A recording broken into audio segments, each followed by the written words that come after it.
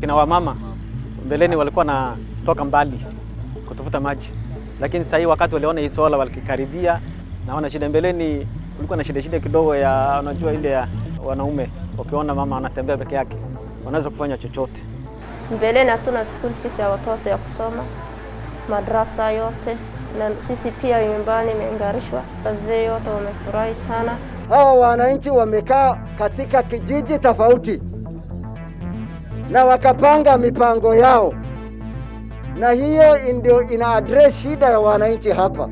Zamani tunaona contractor anakuja anafanya kazi, hatujui imetokezea wapi, inaelekea wapi. Lakini Dr. DIP inakuja inamwambia watu, wananchi mnataka nini? Wenyewe wanasema wallahi ya sisi kukaa nyumbani na kuongojea mzee atuletee chakula, sisi tunaenda unauza sabuni, kufikia jioni mtoto amepata chakula. This is a desert area. We have the same issue, but how the community management here is well than Djibouti. Thanks for building up the library, like we used to borrow the books from neighboring schools. So now it has helped us. Youth empowerment, 18 groups katika Delta Ward, wamepewa 500,000 each group. One can only say, I wish we had done this 20 years ago. This is a project that needs to be supported.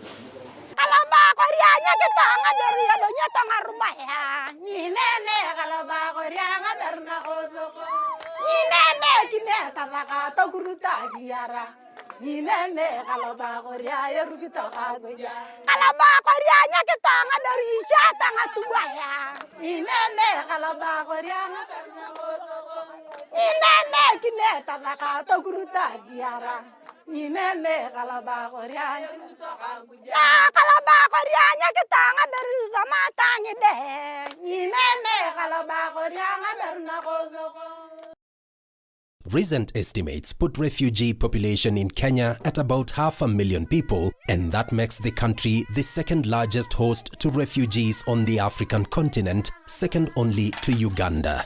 Hosting the refugees for the last 3 decades have had an impact on the environmental factors, whereby you have the trees which are around this area have been cut to provide a source of fuel in the form of charcoal.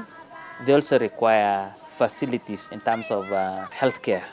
In addition, again, the moment you are having so many people, crime rate also goes up. The refugees and the host communities have a complex relationship which has been regarded by the host communities as privileged and favored. The presence of refugees in the 3 project counties had impacted negatively on the host communities and deepened their poverty levels. There was a skewed delivery of services between the locals and the refugees. So much so that there was very glaring difference between the host community and the refugees. I once got a story from a local priest who told me a boy turned up in his office and said, "Can you make me a refugee?" And the boy said, "Why would you want to be a refugee?" He said, "But for being a refugee, I'll get a pen, I'll get food. But now with this kind of project, there's some equality that is coming."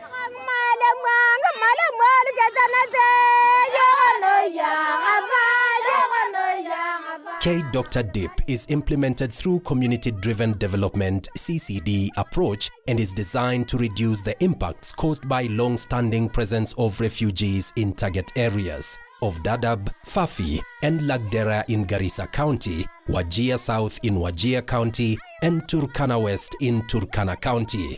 We usually involve communities in a process called Community Development Driven Approach, where the communities are the ones who identify their needs, they prioritize their needs, they budget for them, they implement, and they account for the resources which we have given them. So money flows from the national account to the county account and subsequently to sub-project accounts in each of the sub-projects or community groups which are on the ground. Once they have received money, they use the documents which they have submitted to access the money and then account for it. From procurement to tendering to evaluation to award. It's entirely the responsibility of the communities to make sure that they do that.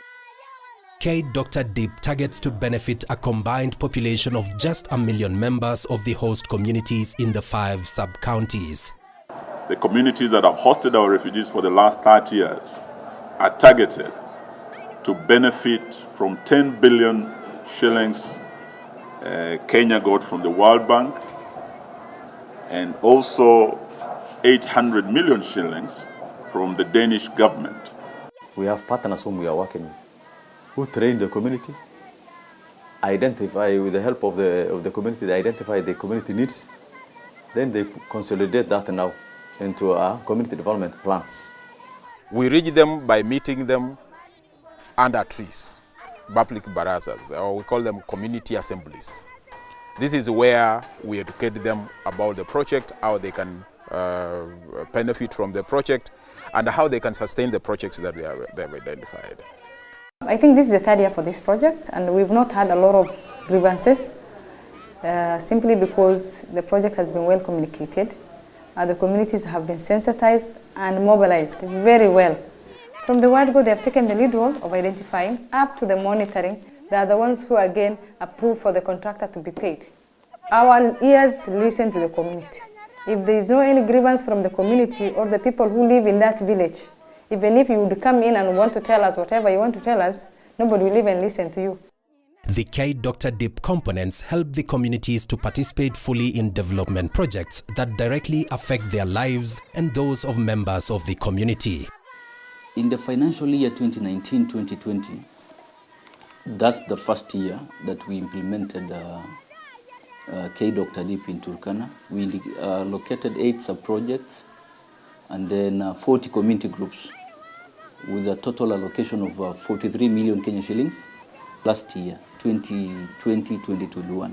Turkana County allocated 879 million Kenya shilling to work in various also areas, which includes education sector, health sector, water, agricultural, and also in terms of improving environment.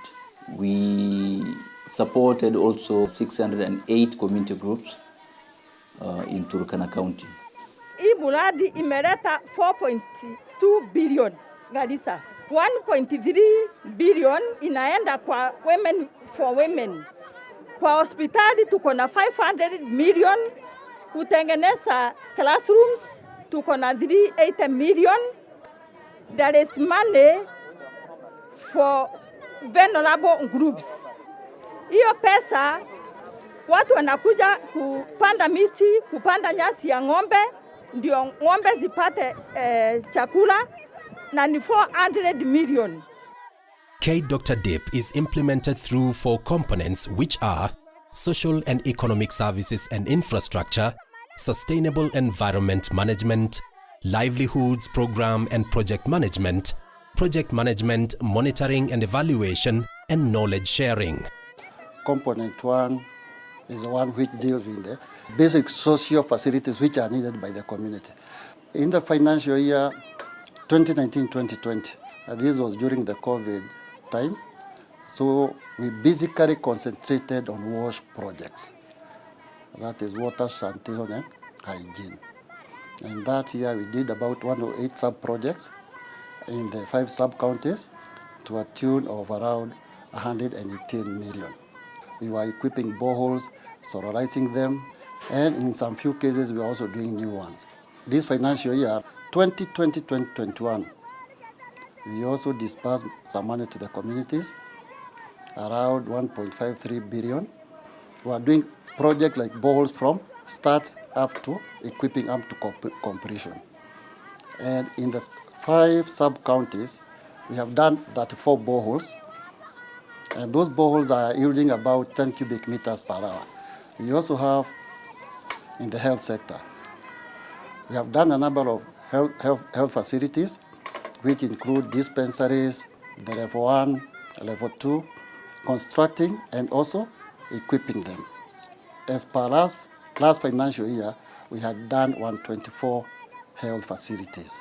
For schools, we have done more than 200 classes. And we are also equipping those classrooms. Sisi tunashukuru kwa hii project ya Dr. DIP kwa sababu sisi tuko na changamoto mingi sana kama madarasa, dormitory, teachers quarters, but ile ilikuwa identified na tukapewa, we say thanks for that, na bado inaendelea. Many girls dropped the school before the school was built. They get married and now they join the school and study. Thanks for building us the library. Before it was built, we have faced many challenges, like we used to borrow the books from neighboring schools. So now it has helped us. Many students read the books and they improve their languages. Zamani wasichana yetu walikuwa wanatoka shule mapema sababu ya shida nyingi sana. Hata hawakuwa wanajiweza kupata hiyo sanitary pads ya kupata. Msichana akifikisha tu age adolescence alikuwa anakataa shule sababu anaogopa wenzake wachekelee kwa darasa. Lakini saa hii wasichana tunatafuta hata wale wakubwa kurudisha shule still wasome wenye walikuwa wametoka zamani. The area we are in, we only have the nurse, the chief and the teachers, meaning that the economy of this village entirely lies in the hands of these three people I've mentioned. So with such a project, one brings unity and cohesion. And the transparency, it also enhances transparency in the community. So like when we began, we've never had any squabbles with the community that, oh, I wish you'd have given me this tender. It has also opened their ways that they're not supposed to remain within this circumference. They have to get out. In other words, they need to mingle with other people from other places. And when you mingle, then it means you are broadening your thinking. Tulikuwa tunaenda safari tutafute dawa. Sasa tumefaida sana. Tuko na hospitali, tuko na maternity. Tunashukuru sana. An aboyal kalapetade kanaka aryaman itikolongi chenane apeibon langa kipi aranye bu aperjena kerkarti wa kure ane apeibon kiperadwan kalnon tokona kwarna haro togni aka tokoni atananglo kichegio ataryamu changde ka yeni ajakon mamnyari ya korong tonga kwa kurengi diari egeringolo ejakono idakta Component 2 comprises of environment and natural resources and energy, and was allocated about 21% of the budget, that is 2.1 billion. In the first year of implementation, the project allocated about 5.8 billion Kenya shillings into the 5 sub-counties. Our restorative measures as a project have focused on rehabilitating these lands, tree planting, natural regeneration, reseeding for pasture, and also addressing the invasive species that also has contributed in terms of reducing the availability of pasture for the livestock. In fact, in component 2, we have what we call labor-intensive public works, LIPW approach. People are paid for producing seedlings. People are paid for construction of the water and conservation structures. And I must confess that information and awareness on environmental conservation has tremendously increased. Tumefaidika tukiwa community ya Lehelei na hii project ya KDRDIP. Wamejifunza mengi juu ya hii maneno ya nursery establishment. Hii mradi ilikuwa imechelewa kabisa. Hii nursery ikimea, tutakuwa kwamba hii environment yote itakuwa imekuwa na mamiti na watu watanunua na tupate pesa. Bado ile mtu anafanya kazi anapata malipo ya siku ambayo wanaenda nayo nyumbani. Kwa hivyo tunashukuru serikali yetu ya Kenya kutuletea program kama huu na tunafurahia kabisa. Wassalamu alaikum wa rahmatullahi wa barakatuh. I am very grateful for this project because it is strengthening our role as Kenya Forest Service. It is also addressing a huge problem that has existed for a very long time. KDRDIP also supports the traditional and non-traditional livelihoods sub-component to increase productivity. It aims at improving lives of pastoralists, agro-pastoralists through enhancing the production and productivity of livestock, goats, camels, cattle and poultry, and dryland farming with emphasis on rebuilding pastures. The livelihood component follows a single cycle implementation process, which is a step-by-step process. Groups must be listed as existing within the village, formed through the group's own initiatives. They must be running a business or have ability to run business. And the members must be from what we call the active poor of the community. So once that's done, they are taken through transfer of skills through training, which include group dynamics management, leadership, conflict management, 5 core principles, business planning. And the groups that have satisfied are supported by a facilitating partner to select an enterprise they want to undertake. They develop what we call a business plan, and those which are seen to be viable are recommended for funding. Tulipata pesa kutoka kwa KDRDIP. Tulipata pesa 1,500. Tulianza kufanya biashara ya sabuni, kuuza sabuni. Imekuwa ni bora sana. Badala ya sisi kukaa nyumbani na kuongojea mzee atuletee chakula, sisi tunaenda unauza sabuni. Kufikia jioni mtoto amepata chakula. Halafu tena hii pesa sisi tunakopesha, shule ikifunguliwa tunakopesha, unapeleka mtoto kwa shule.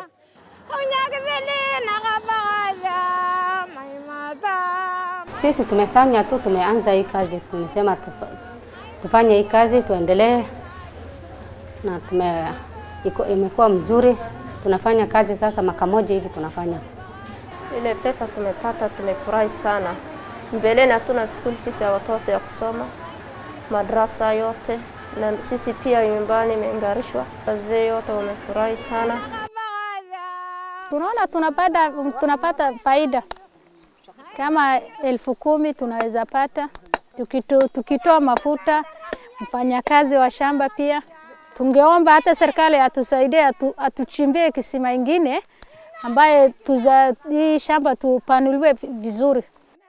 Safari ya kwanza tumepanda tomato, na ile tomato ile tuliweka tulipata 184,000 Kenya shillings kama faida. Alafu tumepanda hiyo kitunguu sasa, tunatarajia tunaweza kupata kama 300,000. Sisi kama kikundi ya Kalobakori, mwezi uliopita tulikuwa tumepeana shilingi karibu 1,200. Kila mtu anachukua na anarudisha. Hata akiwa na ufungufu ya biashara kiasi, ataasilisha kwamba leo nimeleta nusu kwa sababu ya ile pesa ambayo iko juu isije ikaongezeka. The purpose for us to start Morungole is to improve our community. We need some more people to develop Juakali industry. So far we have a workshop. This year, KDRDIP gave us money. I took the loan, Morungole take banking, and I'm still paying the watoto wanaenda shule. Youth empowerment, 18 groups katika Delta Ward wamepewa 500,000 each group. Na hao vijana kama hawangekaa bila pesa na wangeleta insecurity katika nchi yetu ya kitaifa.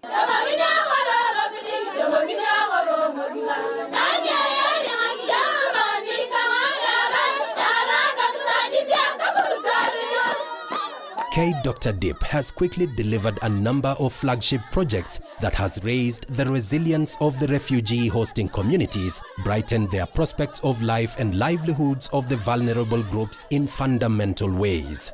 Muhakikishe mumeweka watu ya kutosha katika every locality ndio waweze kusaidia community kusustain hizi projects. The water supply systems have been improved. Agricultural aspect has been introduced. On education, most of the schools, got a number of classrooms, and they were very happy. So in every aspect of it, the project has been supportive to the community, and the county has ensured that it will stand by the project to its logical conclusion. Health facilities are being constructed. Flood irrigation, rain-fed agriculture bowl, supply of water that is a problem. Turkana's problem is water, water. The priority is water, water, water. So the project is in line with the National Development Agenda, which is to actually improve the asset of this country. One can only say, I wish we had done this 20 years ago. This is a project that needs to be supported so that it continues to provide for the poor Turkana citizens. Going by the testimony of the communities that have interfaced with KDRDIP initiative, the CDD appears to be the choice vehicle for delivering development at community in all instances.